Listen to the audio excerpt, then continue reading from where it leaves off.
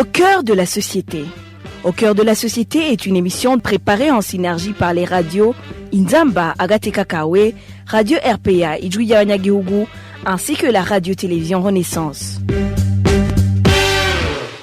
Le 21 juin 2026, le marché de Jabé a été ravagé par un incendie dans la zone réservée au commerce d'Ibois. Ce marché, comme de nombreux autres au Burundi, n'en était pas à son premier incendie. À chaque fois, les marchandises partent en fumée, laissant ceux qui ne sont pas assurés dans le désarroi.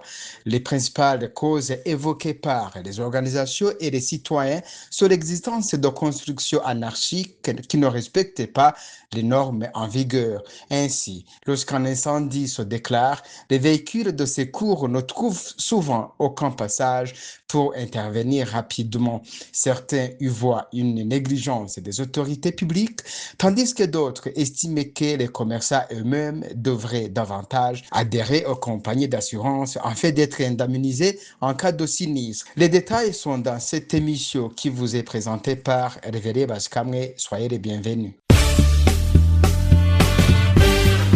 Au cœur de la société.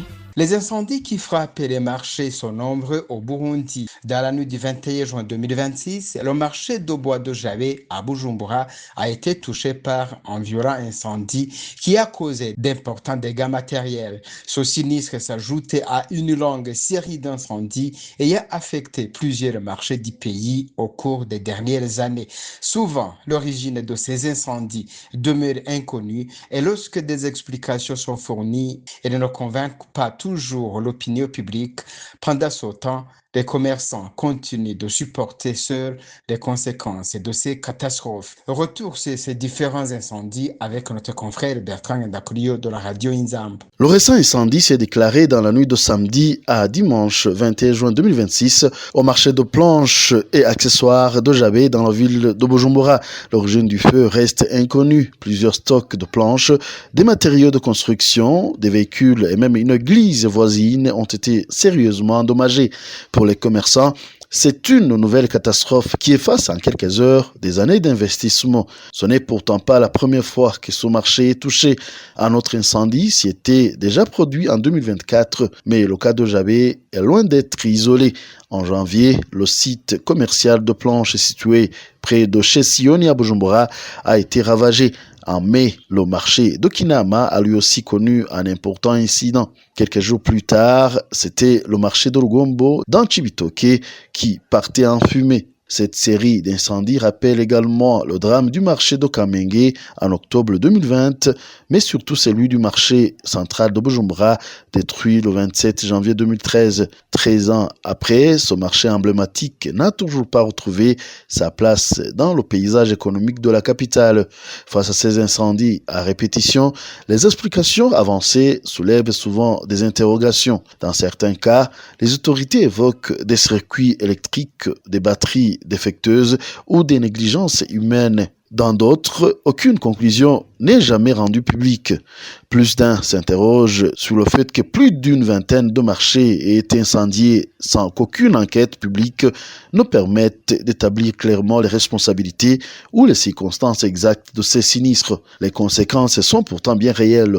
Chaque incendie laisse derrière lui des centaines de commerçants ruinés, des familles privées de revenus et des activités économiques paralysées. Merci à Bertrand Ndakulio. Certains citoyens rencontrés dans différentes régions du pays appellent les commerçants à souscrire à des assurances, estimant que les marchés ne sont pas suffisamment sécurisés. Ils dénoncent également la négligence de l'État, soulignant que de nombreux marchés ne disposent pas de voies d'accès permettant aux camions de lutte contre les incendies d'intervenir efficacement. Selon eux, il appartient à l'État de protéger les citoyens ainsi que leurs biens. Écoutons quelques témoignages recueillis par la RPA auprès de la population. Les incendies de marché qui ruinent surtout les commerçants ont pour cause, premièrement, il n'y a pas de disposition relative à la protection contre ces incendies. Car même si il y a ces dispositifs chargés pour lutter contre l'incendie, c'est que les inspecteurs de les véhicules destinés pour lutter contre l'incendie ne sont pas disponibles. Ou bien même s'ils sont disponibles, ils n'ont pas les voies pour passer pour éteindre ces incendies. On observe que les commerçants n'assurent pas leurs marchandises dans les maisons d'assurance. Et est-ce que l'État peut faire? Il faut que donc l'État doit mettre en place les systèmes de protection de lutte contre l'incendie. Il doit mettre en place ces systèmes de lutte contre l'incendie. Car même ceux qui bloquent les voies de ces véhicules qui aident pour éteindre l'incendie manquent le passage. Alors que ceux qui mettent des marchandises dans ces voies les mettent à la présence des administratifs. Beaucoup de marchés ont été incendiés. Cela a été causé par l'État qui n'a pas pitié à la population à cause de sa mission de tuer la population par la pauvreté. Donc, l'État devra s'organiser à ce qu'une fois l'incendie est survenu, des matériels ou des chemins qu'on utilise pour éteindre soient toujours disponibles. Du côté des organisations de la société civile, selon Gabriel Rufiri, président de l'organisation de lutte contre la corruption, tant que l'État ne fera pas respecter les lois régissant l'urbanisme et la construction des infrastructures accueillant un grand nombre de personnes, les incendies continueront à se propager rapidement et à détruire tout ce qui se trouve à proximité. Pour Gabriel Rufiri, le silence persistant des autorités, l'absence d'enquête sérieuse et le manque de sanctions contre les responsables de ces incendies laissent penser que l'État porte une part de responsabilité dans les incendies qui frappent le marché ainsi que d'autres lieux touchés par des sinistres similaires sans qu'aucune suite ne soit donnée. La première chose, comme je viens de vous le dire, il faut qu'il y ait une prise de conscience des dirigeants d'un côté, mais une prise de conscience aussi de l'autre côté au niveau du gouvernement. Je viens de vous le dire, c'est le gouvernement qui a la panacée des prérogatives de légiférer, d'appliquer la loi pour la protection des citoyens et de leurs biens.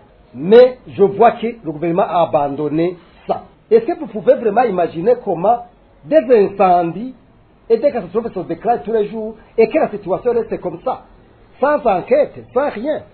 Donc, il faut cette prise de conscience collective. Ça, c'est la première chose. La deuxième chose à faire comme action, il faut exiger. C'est le gouvernement encore. Les citoyens peuvent ne pas avoir l'intérêt. Mais le gouvernement doit exiger qu'il y ait des assurances. Troisième chose, normalement, je pense que vous avez vu ici au niveau de l'OLICOM, vous avez vu les secteurs, tous les bâtiments, tant publics que privés, il devait y avoir des secteurs qui doivent aider quand il y a un incendie qui se déclare. Et aussi, en plus de ce matériel, il faut y avoir des formations des individus qui savent bien les utiliser. Parce que ce qui s'est passé au niveau du district sanitaire de Djabé, il y avait ce matériel, mais il n'y en avait pas déjà qui savent l'utiliser. Il doit y avoir aussi des formations. Il doit y avoir le strict respect de la loi. Il doit y avoir la démolition totale de toutes ces constructions qui ont été érigées en dehors de la loi. Ce sont les galeries. Je sais que ça, on touche des intérêts des individus, mais on est prêt à affronter ce combat.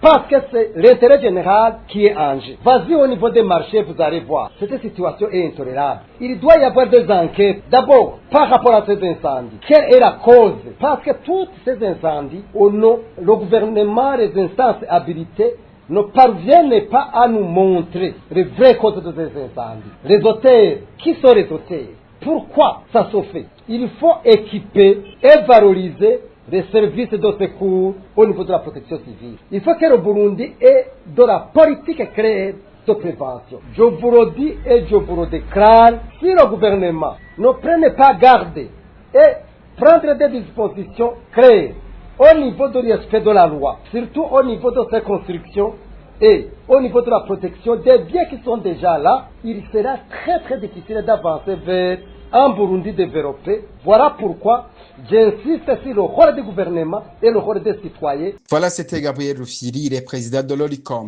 L'OLICOM rappelle par ailleurs que plusieurs zones d'ombre subsistent autour de ces incendies. Le silence des autorités donne l'impression qu'elles connaissent la réalité des faits et qu'aucune mesure n'est prise pour encourager, obliger les citoyens à adhérer à des compagnies d'assurance afin d'être indemnisés en cas de perte. Et c'est ici que s'achève notre émission. Merci à tous ceux qui nous ont suivis. Cette émission vous a été présentée par Reveré Baskamwe. Au revoir et à la prochaine. C'était l'émission Au cœur de la société.